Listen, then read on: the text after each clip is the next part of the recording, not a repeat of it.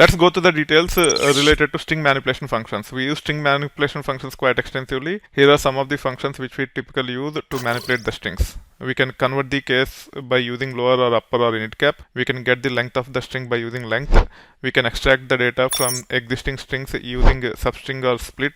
Substring is used to extract the data from fixed length strings. Split is used to extract the data from variable length delimited strings. You can also trim unwanted characters using these functions. Trim, rtrim and ltrim. You can pad a particular character to the strings either on the right side or the left side using rpad or lpad. You can also reverse the strings using reverse function. Also, we can concatenate multiple strings either by using concat and concat_ws. Concat_ws is primarily used to concatenate strings with a specific character while concatenating all the strings. We will see examples in a moment. You will understand the difference between concat and concat_ws at that time. Let's get into case conversion and length. For case conversion, we use lower, upper, and init cap. For length, we use length function. This is the sample query with respect to case conversion. Lower, convert everything to lowercase. All characters in hello world will become lowercase. Upper will convert all characters to uppercase, whereas init cap will actually convert the first character in each word to uppercase. Rest of the characters will be lowercase. You can get the length of the string by using length function like this. You can see that hello world is of length 11 characters. Here are a few examples with respect to how we apply these functions on top of actual table data. Here we have applied these functions on hard-coded strings. Now let's see how these are typically applied on actual table data. I am connecting to itversity retail database here. Then I can list the tables. You can see that we have all these tables. There is a table called as orders. I am previewing the data first.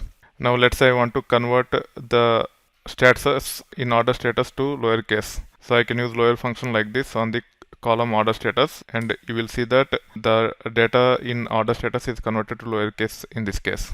Similar to that, you can even apply a length function to get the length of each of these strings, something like this. So you can say length of order status as order status underscore length, and you will see that the length is also displayed here.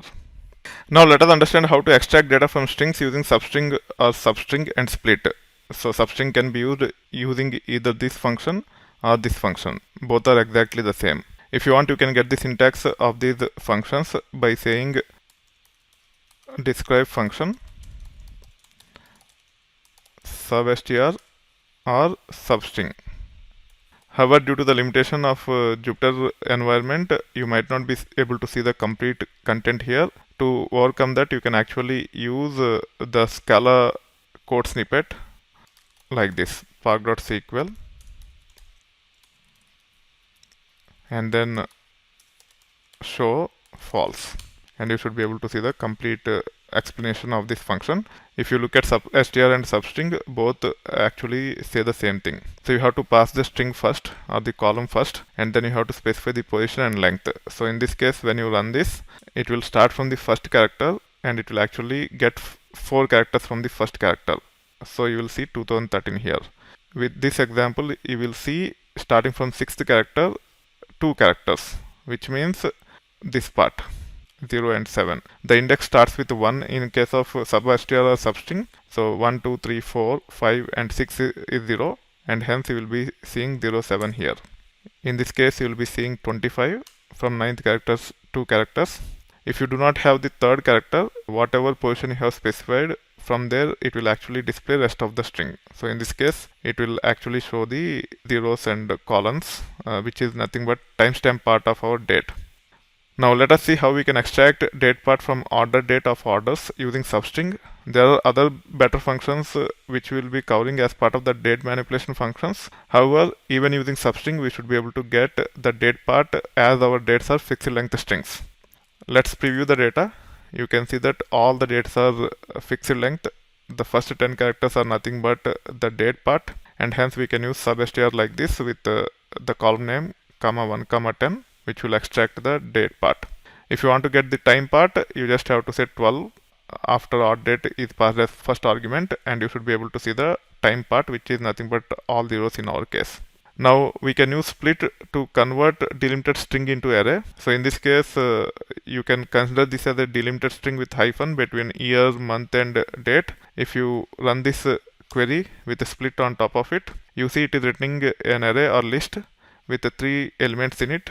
In one record, there is only one record here. That record have 3 elements, and the type of that record is list. Now if you want to get the first element, you have to use 0. If you say 1, you will get second element. If you say 2, you will get third element. And this is how you can pass the index of each of these elements. So this will actually return 0, 7. We can use explore to convert an array in one record into multiple records. So now if you run this, it will actually return 3 records, and you can see the results here. This is how we can convert a string which is delimited into an array and exploit it into multiple records. Once the data is converted into multiple records, we can perform typical database operations on top of it based upon our problem statement. We will see an example at a later point in time with respect to word count, where split and explode can be leveraged to get the word count.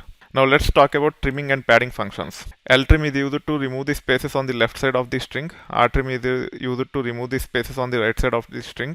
Trim is used to remove the spaces on both sides of the string. We can actually run these things to understand how they can be leveraged to remove the spaces on left side or right side or both the sides. Let us understand how to use padding to pad characters to a string. Let us assume that there are 3 fields, year, month and date, which are of type integer. You can see here the year is 2013, month is 7 and 25th is date. At times we might want to concatenate these things and want to generate the date. When we try to concatenate these things and generate the date, the month should be 07, not 7. If the month is 7, then the sorting results will be incorrect if you end up sorting the data. So in this case, we can leverage functions such as lpad to pad 0 on the left side. When it comes to lpad and rpad, lpad is used more often than rpad in these scenarios, but at times we might have to use rpad also. Whenever you want to use rpad, you can apply similar principles to take care of your problem using rpad. Now let me run this. In this case, I'm saying lpad of 7, 2, 0. 7 is the input value, 2 is the desired length, and 0 is the padding character. So if the length of the input value is less than the desired length, then 0 will be used to pad before this. However, if the length of the input value is same as the desired length, there won't be any effect. So in this case, it will just return 10. Keep in mind that if the length of the input value is greater than the desired length, then it will trim to 2 characters. In this case, the 0 on the right side is trimmed. So understand the side effect of the lpad if the length of the input value is greater than the desired length of the string. That being said, now let us understand how to reverse and concatenate multiple strings. These two are different things, but I am clubbing these two to cover as part of one stretch. Other than that, there is no direct relationship between reverse and concatenating multiple strings. We can use reverse to reverse a string. We can concatenate multiple strings using either concat or concat_ws. Concat_ws is typically used if you want to have the same string between all the strings that are being concatenated. We will see an example so that you understand. So this is how you can reverse a string. Typically reversing is used to apply as part of some advanced indexing strategies where you might want to reverse the strings while indexing. You can concatenate like this. In this case, I have concatenated hello and world. I want to have space also in between. That's why I have space here.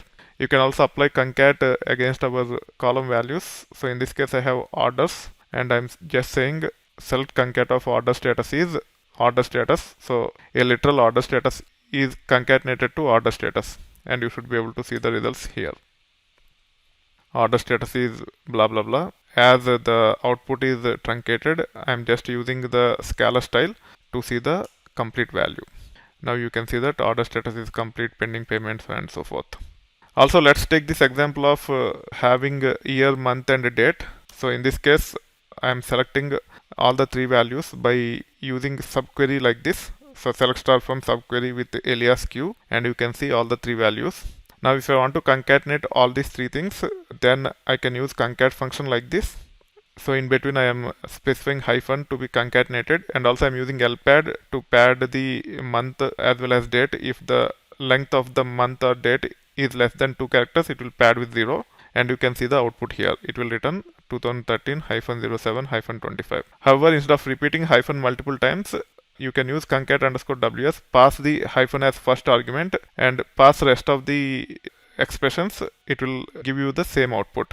So wherever you have the requirement of concatenating multiple strings with a typical delimiter in between, then we can use concat underscore ws. That is the difference between concat and concat underscore ws. Now you can see the results as expected.